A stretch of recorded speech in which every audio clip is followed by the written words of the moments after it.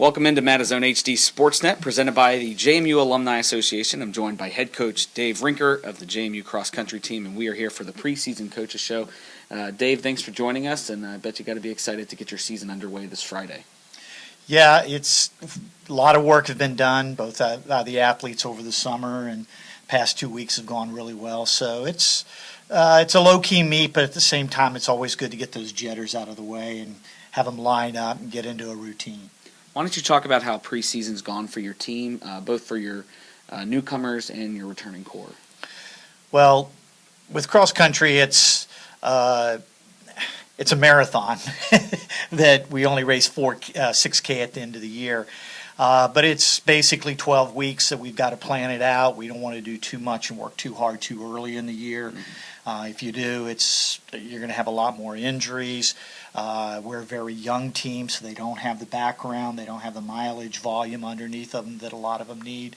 So, we're breaking into groups. Some people are doing more than others, trying to bring them along at the level and the rate that they need to come at so that when we hit November, we're running at our best.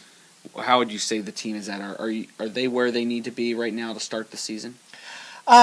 Some are, some are not.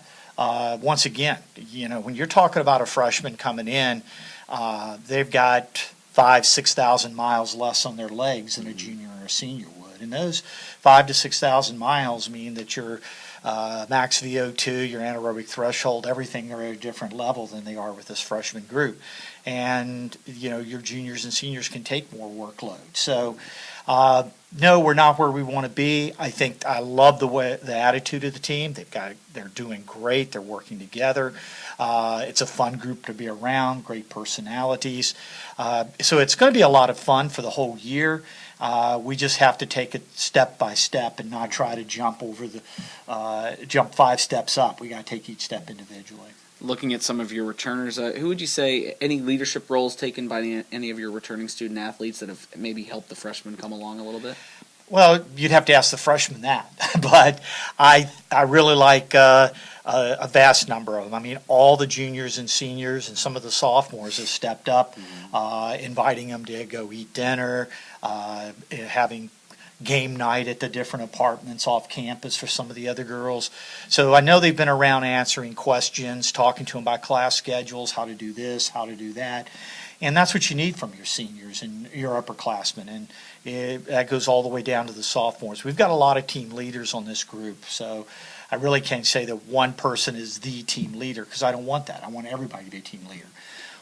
We never choose team captains. And the reason I don't want a team captain is I don't want one or two girls to be the people that everybody's going to. I want everybody working together and everybody to feel that they're a team captain, that everybody feels that I'm going to be the person to step in to say the kind word to a freshman on a day or a kind word to even a senior on a day that things just aren't going well. I need everybody to be leaders, not just my one or two captains. You mentioned it's a marathon throughout the entire season, and you want to make sure you're ready when your team gets to November. How do you progress your team, your student athletes, so that they don't get ahead of themselves, don't peak too early? I mean, what are the processes you take as a coach? And obviously it's worked because you've been doing it for so long. Well, I think a lot of coaches will tell you that the key is to actually hold them back.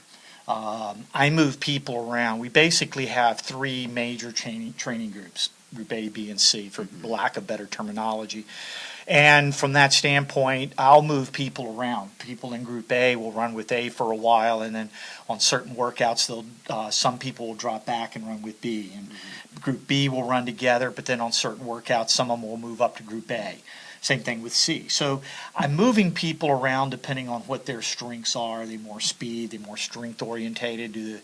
Are they better able to handle the long, hard distance runs or the interval workouts that we're doing? So from that standpoint, I'll move people around within the groups. And just, it's a lot of it's just communication. Right now we're doing goal setting meetings and sitting down with each one of the athletes, spending 30 to 40 minutes talking about what their goals are, process goals, outcome goals, how they're going to achieve those goals. And then the biggest thing that I just keep stressing is communication is not just talking. Communication is understanding. And so the big key to make sure that we're training at the right levels is that we're communicating with each other. Talk about your schedule a little bit. You go to Virginia or Earlysville. on Friday. Then you're at home for a couple weekends. But you've got some pretty good meets in there. Paul Short, the pre-nats. I mean, how will this schedule kind of set you guys up for CAAs and the region meets? Well, we're trying to do our meet schedule much like our training is going. You know, we're starting off with easier meets that are definitely lower key.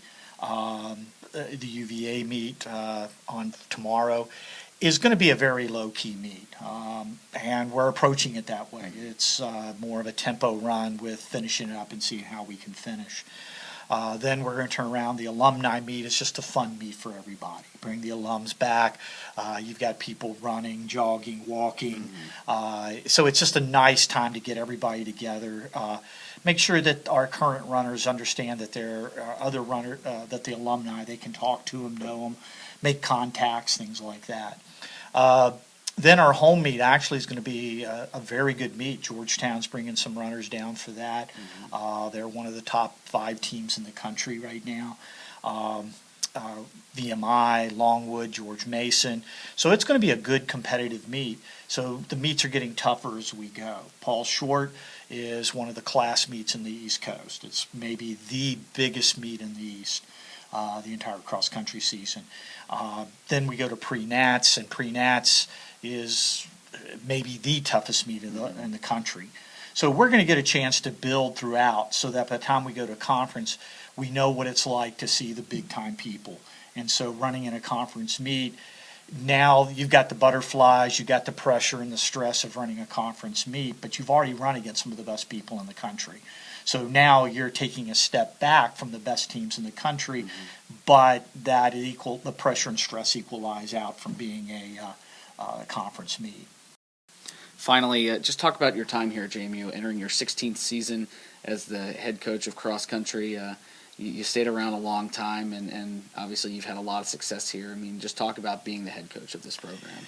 Well, time flies when you're having fun. So, and I wouldn't stay with the job and I wouldn't stay here if I didn't have fun doing it. It's a great group of people to work with, whether it be administration staff and the support that we get from the entire administration, whether it be the upper administration or athletic administration. So that starts with that group. If they're not working with us, then my job becomes a lot more difficult. The school as a whole, when you start looking at the entire JMU educational opportunities here, which allows us to recruit very good people, good student athletes, not just students, but good student athletes. JMU's reputation is so great out there. Anytime we talk to people, we're such a popular school that it makes recruiting a lot easier. But, you know, once again, it just comes back to people, whether it be, and this is the entire gambit, whether it be, like I said, in athletics, from the administration to field maintenance to sports media, sports medicine, the people in student athlete services. You just have great people to work with. And when you have great people to work with, your job's a lot easier and you enjoy it. Well, thanks, Coach, and appreciate you joining us here in the studio today.